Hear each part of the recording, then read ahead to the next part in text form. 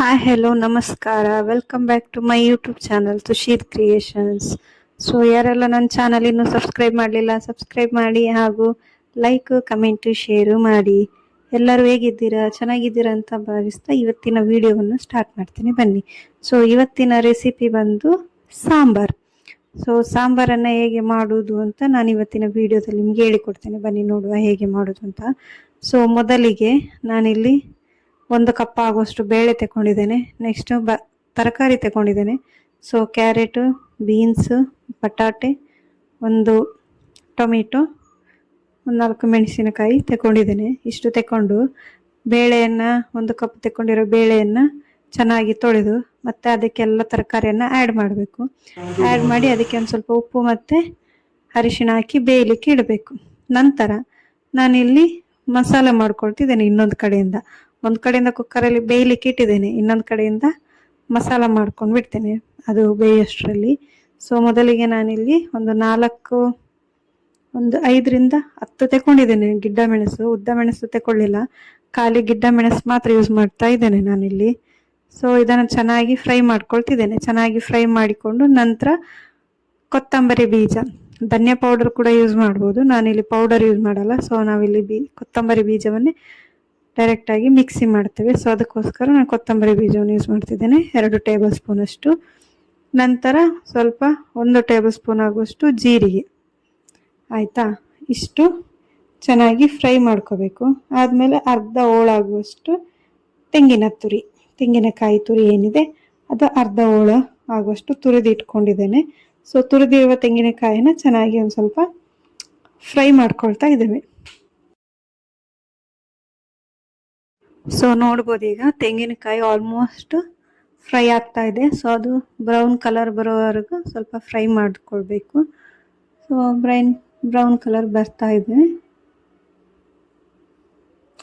So ಈಗ almost brown ಆಗಿದೆ, ನೋಡ್ಬೋದು. ಸೊ ಇಷ್ಟಾದಮೇಲೆ ನೆಕ್ಸ್ಟ್ ಎಲ್ಲ ಮಸಾಲವನ್ನು ಮಿಕ್ಸಿಗೆ ಆ್ಯಡ್ ಮಾಡ್ಕೋಬೇಕು, ಫ್ರೈ ಮಾಡಿರುವಂಥದ್ದು.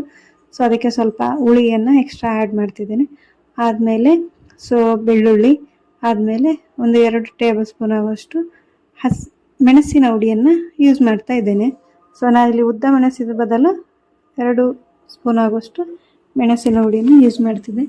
ಮತ್ತು ಸ್ವಲ್ಪ ಅರಿಶಿಣ ಪೌಡರನ್ನು ಹಾಕಿ ಮಿಕ್ಸಿ ಮಾಡ್ಕೊಂಡಿದ್ದೇನೆ ಚೆನ್ನಾಗಿ. ಸೊ ನೋಡ್ತಾ ಇರ್ಬೋದು, ಸಣ್ಣಾಗಿ ಮಿಕ್ಸಿ ಮಾಡ್ಕೋಬೇಕು. ಸೊ ಮತ್ತು ಒಂದು ಕಡೆ ಬೇಯಲಿಕ್ಕೆ ಇಟ್ಟಿರುವಂತಹ ತರಕಾರಿ ಕೂಡ ಚೆನ್ನಾಗಿ ಬೆಂದಿದೆ. ಸೊ ಅದನ್ನು ಒಂದು ಕಡೆ ತೆಗೆದಿಟ್ಕೋಬೇಕು. ಇದನ್ನೆಲ್ಲ ತೆಕ್ಕೊಂಡು ನೆಕ್ಸ್ಟ್ ಒಗ್ಗರಣೆ ಕೊಡಬೇಕು. ಸೊ ಒಗ್ಗರಣೆಗೆ ಫಸ್ಟ್ ಒಂದು ಪಾತ್ರೆಯಲ್ಲಿ 2 ಟೇಬಲ್ ಸ್ಪೂನ್ ಆಗುವಷ್ಟು ಆಯಿಲ್ ಆ್ಯಡ್ ಮಾಡಿಕೊಂಡು ನಂತರ ಅದಕ್ಕೆ ಒಂದು ಸ್ವಲ್ಪ ಸಾಸಿವೆ, ಆದಮೇಲೆ 4 ಬೆಳ್ಳುಳ್ಳಿಯನ್ನು ಹಾಕಬೇಕು. ಮತ್ತು ಇಲ್ಲಿ ಒಂದು ಸ್ವಲ್ಪ ರುಚಿ ಚೆನ್ನಾಗಿ ಬರಲಿ ಅಂತೇಳಿ ನಾನು 4 ಗಿಡ್ಡ ಮೆಣಸನ್ನು ಆಯಿಲಲ್ಲಿ ಫ್ರೈ ಮಾಡ್ತಾ ಇದ್ದೇನೆ. ಸೊ ಇಷ್ಟು ಫ್ರೈ ಮಾಡಿಕೊಂಡು ಆದಮೇಲೆ ನಾವೇನು ಮಿಕ್ಸಿ ಮಾಡಿ ಇಟ್ಕೊಂಡಿದ್ದೇವೆ ಇದನ್ನು ಮಸಾಲೆನ ಇದಕ್ಕೆ ಹಾಕಬೇಕು. ಸೊ ಇಲ್ಲಿ ನಾನು ಯೂಸ್ ಮಾಡ್ತಿದ್ದೇನೆ ಸ್ವಲ್ಪ ಪಾಲಕ್ ಸೊಪ್ಪು. ಸೊ ನಮ್ಮ ಮನೇಲಿ ಒಂದು ಸ್ವಲ್ಪ ಪಾಲಕ್ ಸೊಪ್ಪಿತ್ತು, ಸೊ ಅದನ್ನು ಇದಕ್ಕೆ ಆ್ಯಡ್ ಮಾಡ್ಕೊಳ್ತಾ ಇದ್ದೇನೆ. ಸೊ ಹಾಗಾಗಿ ಈ ಒಗ್ಗರಣೆಗೆ ಕೊಡುವ ಮೊದಲು ಪಾಲಕ್ ಸೊಪ್ಪು ಹಾಕಿ ಒಂದು ಸ್ವಲ್ಪ ಫ್ರೈ ಆಗಲಿಕ್ಕೆ ಬಿಡಬೇಕು. ಅದಾದಮೇಲೆ ನೆಕ್ಸ್ಟು ಏನು ಮಿಕ್ಸಿ ಮಾಡ್ಕೊಂಡಿದ್ದೇವೆ ಮಸಾಲನ ಅದನ್ನು ಹಾಕಿ ಅದನ್ನು ಕೂಡ ಒಂದು ಸ್ವಲ್ಪ ಆಯಿಲಲ್ಲಿ ಫ್ರೈ ಆಗಲಿಕ್ಕೆ ಬಿಡಬೇಕು. ಆಯಿಲಲ್ಲಿ ಫ್ರೈ ಆಗೋದ್ರಿಂದ ಟೇಸ್ಟು ತುಂಬ ಚೆನ್ನಾಗಿ ಬರ್ತದೆ. ಸೊ ಅದಕ್ಕೋಸ್ಕರ ಇಷ್ಟು ಫ್ರೈ ಆಗೋವರೆಗೂ ಬಿಡಬೇಕು. ಒಂದು ಸ್ವಲ್ಪ ಕುದಿಬೇಕಿದು. 1-2 ಕುದಿ ಬರುವಾಗ ಇದಕ್ಕೆ ನಾವೇನು ಬೇಯಿಸಿಟ್ಕೊಂಡಿದ್ದೇವೆ ವೆಜಿಟೇಬಲ್ಸ್ ಇದು ಮತ್ತು ಬೇಳೆ ಎಲ್ಲ ಒಟ್ಟಿಗೆ ಹಾಕಿ ಏನು ಬೇಯಿಸಿಟ್ಕೊಂಡಿದ್ದೇವೆ ಅದನ್ನು ಇದಕ್ಕೆ ಆ್ಯಡ್ ಮಾಡ್ಕೋಬೇಕು. ಓಕೆ, ಇದೀಗ ನೀರೆಲ್ಲ ಹಾಕಿ ಒಂದು ಸ್ವಲ್ಪ ಬೇಯಲಿಕ್ಕೆ ಬಿಡ್ತೇನೆ. ಸೊ ಇದೊಂದು ಸ್ವಲ್ಪ ಬೆಂದಾದ್ಮೇಲೆ ಏನು ವೆಜಿಟೇಬಲ್ಸ್ ಇದೆ ಅದನ್ನು ಆ್ಯಡ್ ಮಾಡ್ಕೊಳ್ತಾ ಇದ್ದೇನೆ. ಈಗ ನೋಡ್ಬೋದು.